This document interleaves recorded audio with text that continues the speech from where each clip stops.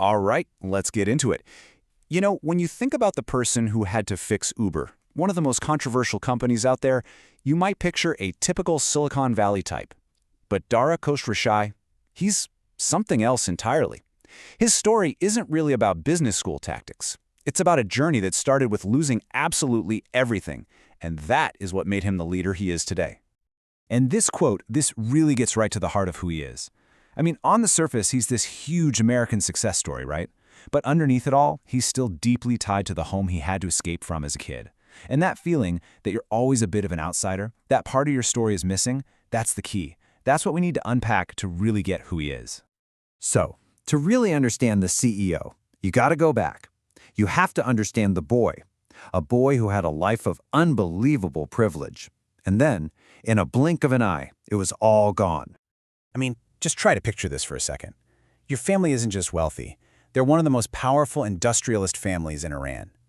We're talking a massive empire that was central to the Shah's vision for the whole country. Your future? It's completely laid out for you. You are going to help run this empire.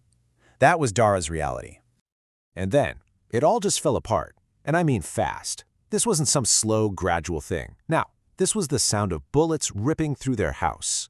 That night, his mother made the call. We're leaving. He was just 9 years old. One day, he's an heir. The next, he's a refugee with nothing. Think about the whiplash from that. I mean, it's just staggering. One minute, your family runs a massive industrial group. The next, you're in America, and your mom is working a retail job to make ends meet. His father, this titan of industry, tries to start over and fails, and then gets trapped back in Iran, separated from his family for 6 incredibly long years. This wasn't just a downgrade. This was hitting the reset button on life itself.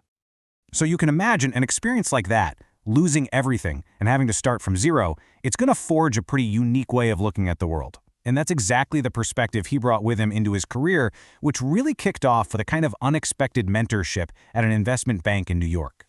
So he lands a job at this place, Allen & Company, and it's a solid gig. But then he meets someone who completely changes his trajectory, the legendary, and I mean legendary, media executive Barry Diller. Dara wasn't even looking for a mentor, but he was about to get a front-row seat to a masterclass in business from a total maverick. And Dara was just mesmerized. It wasn't just that Diller was smart, it was his energy. The way he could light up a room. Dara said it was extraordinary. And right then, a switch flipped in his head.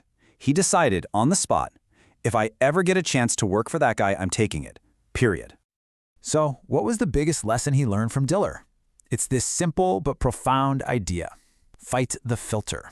Think about it. In any big organization, information flows up. But at every single step, it gets a little more polished, a little more spun, a little safer. By the time it gets to the CEO's desk, it's a sanitized version of reality. Diller's whole thing was to just short-circuit that process. He'd walk right past the VPs and go talk to, as he called them, the crappy analyst, the person actually doing the work to get the real story. Because the biggest screw-ups, they don't happen because of bad calls. They happen because you're working with bad, filtered info. Dara took that lesson to heart. He followed Diller, and he used that fight the filter mindset to basically transform Expedia. He went out and found the ground truth about how the internet was about to change travel forever. And he used that unfiltered view to lead the company through that massive shift from travel agents to online booking. It was huge. Okay, so this all brings us to Uber. How does this history, this mentorship shape him as a leader? Well, when he gets the call to take over a company that was, let's be honest, in the middle of a massive crisis, he brought that exact same outsider's mindset to what would be his toughest job yet. He talks about having 2 modes of leadership. His default, his natural style, is peacetime. Very collaborative, team first, let's build a consensus. But then COVID hit, and it didn't just hurt Uber's ride business, it practically vaporized it overnight. And that's when he learned he had to be able to flip a switch. He had to become a wartime leader, decisive, direct, and ready to make the hard calls fast. And what's so interesting is that this peacetime style, it's not some management theory he read in a book, it's just who he is. It comes directly from his family's culture, where the group, the community, is way more important than any one individual. He says if you ever started acting like a big shot, you get knocked down a peg real quick. That humility, that team-first mentality, it's baked into his DNA. So this creates this really interesting split personality he wants at Uber. Inside the company walls, he wants everyone to act like a hungry upstart, a disruptor fighting for survival every single day. But to the outside world, they have to act like the responsible, global powerhouse they've become. It's this tricky balance, right? You got to have the soul of a startup, but the maturity of an industry leader, the scrappiness of David with the responsibility of Goliath. All right, so how does this whole backstory, from refugee kid to top CEO, influence how he sees the future? Let's take a look at his vision, especially when it comes to the next big thing, autonomous vehicles. When he looks at self-driving cars, he's not asking, can we make them as good as a human driver? No, his question is more fundamental. How safe is safe enough? For him, just matching human performance is a total non-starter. The bar has to be way, way higher than that. See, his goal isn't just safe, it's superhuman safety. We're talking multiple times safer than the best human driver. And that perspective leads him to a very pragmatic, almost common-sense conclusion. Sure, a system with only cameras, like what Tesla is doing, might get there one day. But he looks at the tech from Waymo and others that uses cameras, plus LiDAR, plus radar, and he says, why wouldn't we use every single tool we have to get to that superhuman level of safety? It's not about being flashy, it's about being reliable.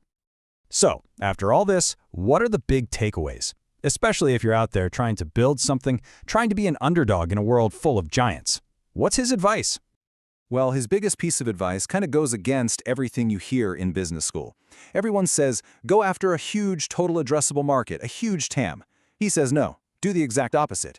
Specifically, go after the small TAMs. Why? Because the Goliaths, the big companies, they're all fighting over the big markets. You should find a small corner of the world that you can absolutely dominate. Own it completely. Once you've established that beachhead, then you can start expanding out.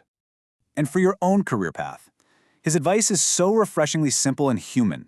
He basically says, stop chasing the biggest paycheck or the most impressive job title. Just focus on these three things. 1, work for people you actually like and respect, people you can learn from. 2, go somewhere you as an individual can genuinely make a difference. And 3, make that difference at a place that's actually making a difference in the world.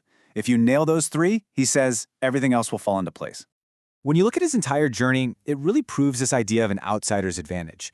It shows that sometimes the things that feel like disadvantages, the struggles, the losses, can become your greatest strengths. Resilience, humility, a certain kind of hunger you only get when you've had things taken away. These can be superpowers. And so it leaves us with a final thought, a question really. In a world full of Goliaths, how do you find and nurture that inner David? Because as his story shows, real strength isn't about what you start with, it's about what you overcome.